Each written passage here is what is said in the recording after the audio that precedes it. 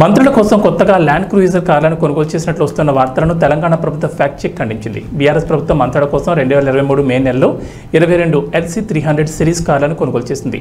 వాటిని మోడిఫై చేయించేందుకు విజయవాడలోని త్రినేని ఇంజనీరింగ్ వర్క్స్కి పంపించారు. ఇప్పటి వరకు 20 LC వాహనాలను డెలివరీ చేశారు. ఇంకా 2 అక్కడే ఉన్నాయని పేర్కొంది.